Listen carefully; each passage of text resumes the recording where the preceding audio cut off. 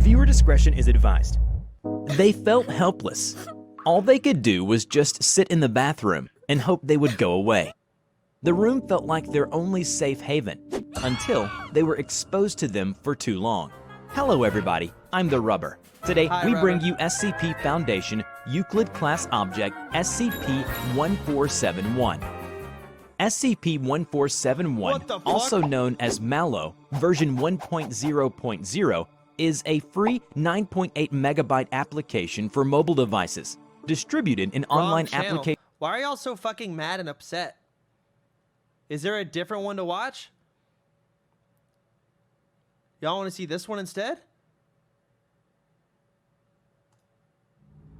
Okay. It's going to be a dreary one today, and there's a high chance of rain, so make sure you grab your umbrellas on your way out the door. We're looking at scattered thunderstorms across Travis County, and thank God. It'll be a welcome break from the heat. If you're one of the lucky folks who are working from home, it's going to be a perfect day for a cup of hot cocoa while you work in a bathrobe.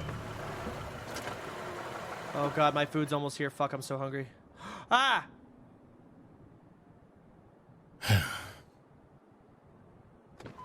Wait, is he good with that?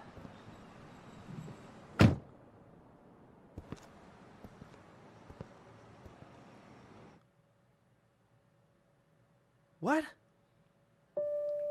Thanks for agreeing to meet with me on such short notice. All these memories started coming back to me. Now it's hard for me to focus on work. Of course, Will. I expected this to involve the MalO software after what you said on the phone, but you said your problems are more related to your sister, correct? Would you like to start by elaborating on that? Well, she was the one who introduced it to me. It was a dare, I think.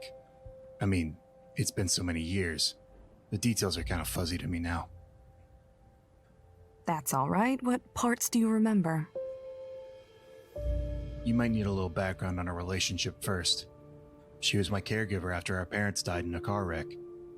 I depended on her for nearly everything, and I trusted her completely. She was only 5 years older than me, but I felt like she knew how to navigate the world much better than I did. She was lively and colorful, and brought enough light into my life to keep things from being too depressing after our parents passed. I think she spent a lot of time trying to find ways to keep me happy and entertained. That's how the whole MalO thing started. I was 16. You know how teenagers are. I was moping around the house and she tried to cheer me up. Hey, Will, check this out. I heard about this app at work today. It sends you pictures with this cute creature photoshopped in the backgrounds. Is this in that park that you go to all the time? Yeah, I think it uses your GPS or something so it knows what places you go to often. So far, I've gotten ones at the park, work, and that cute coffee shop by the library. Isn't she adorable? She? Yeah, I named her Cassandra. Okay, well, Cassandra needs a shave. Hey, be nice. I'm trying to share something that I'm enjoying with you. You want me to put it on your phone? Fuck, did I Why? miss anything big? It's just some furry thing that they're trying to hoax you into thinking is following you. 'Cause it's Furry. cute. Come on, you know if you showed this to your friends, they'd think it's cool too. I guess. But you know my phone doesn't exactly have an app store like yours. How do you know it's safe? I bet we could find it. This app seems to be getting popular. And I'm sure it's fine. My app store checks every app to make sure it's safe before peddling it. Ooh, let's make a bet out of it. If you think it's cool after having it for a few days, then you have to come shopping with me this weekend. And if you don't, then I'll take you to that one movie you've been talking about. The one with the fossils or dinosaurs or whatever. Well, this sounds kind of lame, but sure, you got a deal. I see. So you had apprehensions about it, but did it so you could see a movie? Hey, if it wasn't for him, taking that bet would have been a good call. Or her, if you want to take Sarah's version of him. He always looked more like a male to me, but we never went to see the movie. What the fuck? Because you started to realize what MalO really was? No, Sarah did. She had downloaded about 12 hours before I did, so she went down the rabbit hole much sooner than me, and she had it much worse. How so? A couple days later, she pulled me out of school in the middle of the day. My education was really important to her, so I knew it had to be something serious. When I got to the front office, she just grabbed my arm, pulled me out to the parking lot, and... Okay, this isn't funny anymore. Have you seen Cassandra anywhere other than in the pictures, Will? No. What are you talking about? You look pale. Are you okay? She's actually following me, Will. Yesterday, I got pictures of her, but I was in the photo too. I got a few more of them throughout the day, and I know you're going to say I'm paranoid or crazy, but just listen. I tried to delete the app, but I can't find it on my phone. It's just gone. Whoever made this used it to track us, Will. And they're here now. They're watching us. I'm positive she's near, Will. What? How do you know? I can see her around every corner, just out of sight. It started this morning. I woke up and I swear I saw her standing at the foot of my bed, but when I turned to look, she was gone. It's just gotten worse, Will. I don't know what to do. Oh God, don't open that. It's gotta be her. It's gotta be her. It's gotta be her.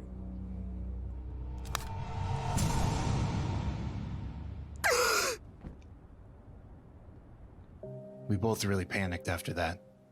We rushed out the car, locked it behind us, and ran home. Then Sarah barricaded us both in the bathroom, thinking it would keep us safe. That doesn't surprise me.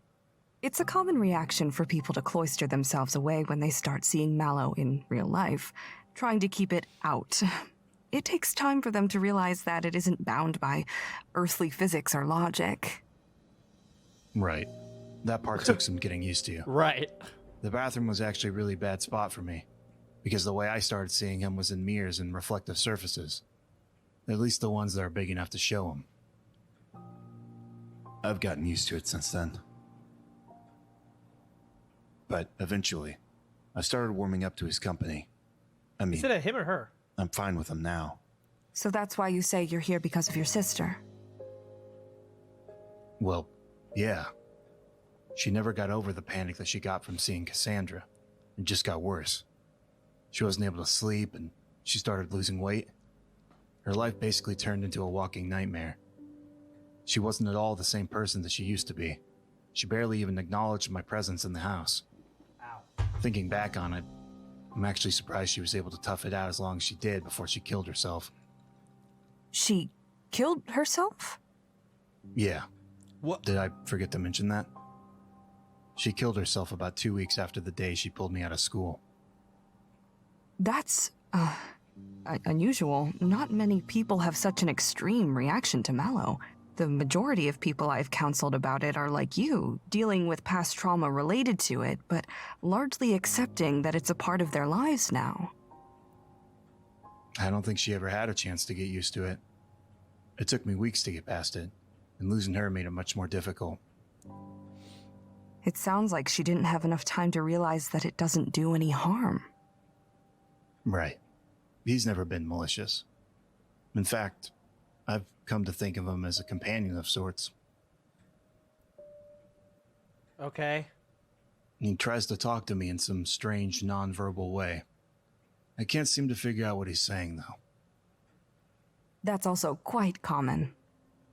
Do you think if your sister had the chance to get counseling, she would have pulled through? That's hard to say. She wouldn't even talk to me about it after a while. And I don't think anyone could have gotten through to her. I'm sorry, that wasn't a very professional question for me to ask. It's kind of a counselor's curse to hear about other people and wish I'd had the chance to help them. Let's refocus the conversation on how it affected you. Uh-huh. It's alright. I'm here to talk about her too. How would you say her death affected you? You were still quite young when it happened, correct? If you'd call 16 young, sure. She left me enough money to get through the rest of high school. I got by. That's good to hear. But what about how it affected you emotionally? And I guess that's the part I still haven't really processed. So many years have gone by. And, Oh well, my God. I still blame myself to some degree. Why? I opened that text message in the car when she told me not to. If I hadn't, she might not have gone off the deep end. There were many factors at play in that situation, Will. It's important to remember that the direct cause of her suicide was MalO, not you. But I exposed her to it. No, quite the opposite, actually. She was the one who recommended it to you. But she didn't know any better. And that's the point. Nobody does. Otherwise, this wouldn't be much of a problem for so many people. So, just how many people have you counseled about MalO anyway? Well, I can't really discuss other clients with you, but it's a more prevalent issue than you might think. Again, let's refocus the conversation on you, Will. I imagine you were too young to seek counseling regarding your sister's death when it happened, especially being an underage teen living alone. Could you tell me why you decided to come to me? What's he about it pointing at? then? Will? Will, is everything all right? What? Oh, yeah, sorry. He was just trying to tell me something again. You can see MalO in this room right now? He's reflected in your window. I can never tell what he's trying to say. What is he doing right now, if you don't mind my asking? He's, pointing to the ceiling and shaking his head. I've heard about a lot of MalO behaviors, but that one's new to me. If neither of us can interpret it, it might be helpful for you to assign your own meaning to it, to get a sense of closure. Well, I guess if I had to choose something, I'd like to think that he's saying that he's sorry about Sarah, but she's happy somewhere else now. GG's?